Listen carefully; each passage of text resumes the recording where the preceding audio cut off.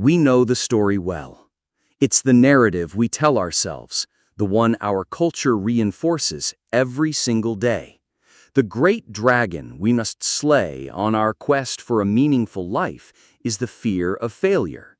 It is the voice of the inner critic, the specter of public humiliation, the paralyzing dread of not being good enough. We read books about it. We listen to podcasts about it. We build entire motivational systems around conquering it. But what if this epic battle, this story we tell ourselves, is a grand and tragic misdirection? What if, for many of us, the dragon we are fighting is merely a decoy, a shadow puppet designed to distract us from the far larger, more terrifying beast hiding in the cave behind it? What if the hidden fear that is truly sabotaging your life is not the fear of failure, but its secret, more powerful twin, the fear of success? Welcome to Existential Psychology Insights. This is, without a doubt, one of the most counterintuitive but life-changing concepts in all of psychology. And if you are someone who feels perpetually stuck, who seems to snatch defeat from the jaws of victory, who gets in your own way time and time again, then I want you to listen closely. And I want to invite you to subscribe, because this is the kind of deep, challenging work we do here. Let's begin by acknowledging the deception. Consciously, almost all of us want to succeed. We dream of it, we plan for it, we work for it. If you were asked, "Are you afraid of achieving your goals?" you would almost certainly say no. This is what makes the fear of success so insidious. It operates in the shadows of the unconscious. It is a conflict between your conscious desires and your unconscious programming. Your conscious mind is pressing the accelerator, but your unconscious foot is firmly planted on the brake.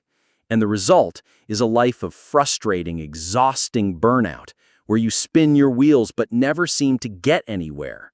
So why on earth would we be afraid of getting everything we consciously want? From an existential and psychological perspective, the reasons are profound. First, there is the existential weight of potential. As long as we are striving, as long as our potential is unrealized, it remains a beautiful abstract dream. We can be a potential great artist, a potential successful entrepreneur, a potential enlightened leader. But the moment we succeed, that potential becomes actualized. The dream becomes a reality, and reality brings with it immense pressure. Success brings visibility. It brings new, higher expectations from ourselves and from others. It brings the heavy responsibility to maintain that level of success, or even to surpass it. For many, the weight of that actualized potential, the burden of having to be the successful person, is far more terrifying than the comfortable anonymity of being the person who is still trying. Second, there is the deep, primal fear of leaving the tribe. We are social creatures, wired for belonging. Our sense of safety is deeply tied to our place within our family, our community, and our peer group. What happens when you succeed beyond the level of your tribe? Unconsciously, we fear that our success will create a divide. It will evoke jealousy, resentment, or a sense of otherness. We fear that the very people whose love and acceptance we crave will no longer be able to relate to us. If I become too successful, too different, the unconscious whispers, they will cast me out. I will be alone.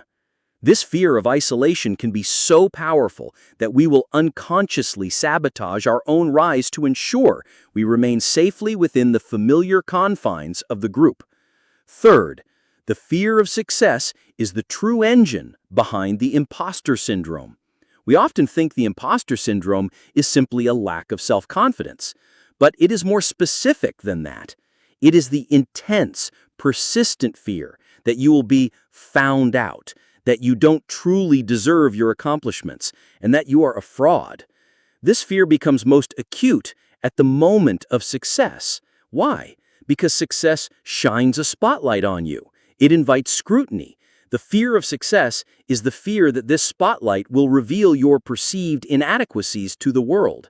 And so, to avoid the terror of being exposed as an imposter, you unconsciously avoid the spotlight of success itself. Fourth, for some, there is an existential attachment to the identity of the underdog. The struggle is who we are.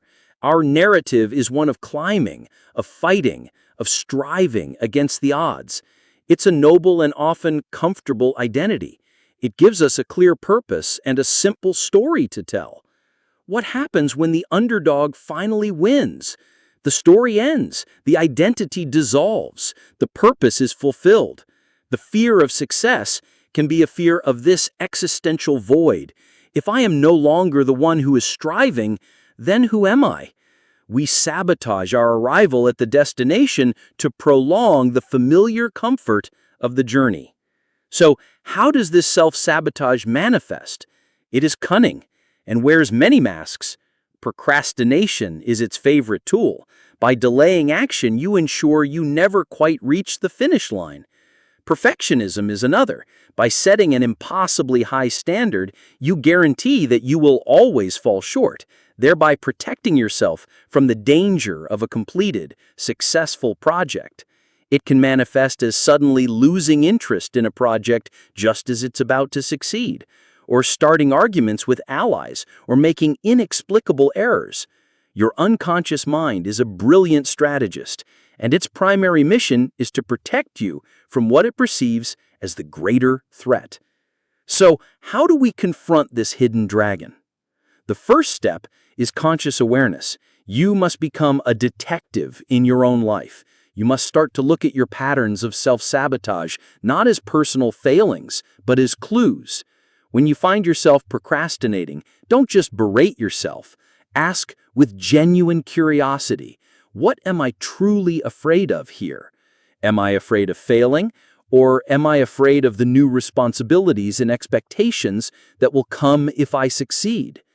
The second step is to gradually expand your capacity for success.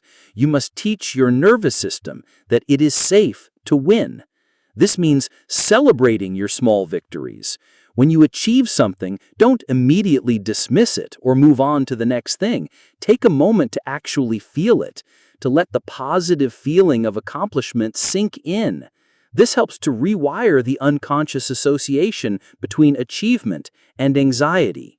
Third, you must begin to consciously address the underlying fears.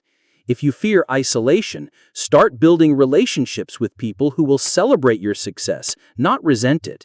Find a new tribe of fellow climbers. If you fear the responsibility, break down the what comes next into small, manageable steps. You don't have to have the next 20 years planned out. You just have to handle the success of today. This is a profound journey of self-discovery. It is about untangling the wires of your own internal programming. It requires a radical honesty to admit that you, and you alone, might be the one holding yourself back. The fear of failure is a loud, roaring beast that is easy to identify. But the fear of success is a silent, subtle saboteur, whispering in the language of excuses and rationalizations. It is time to turn on the light, to face this hidden fear, and to finally give yourself the one thing you have been so skillfully denying: the unapologetic, terrifying, and glorious permission to succeed.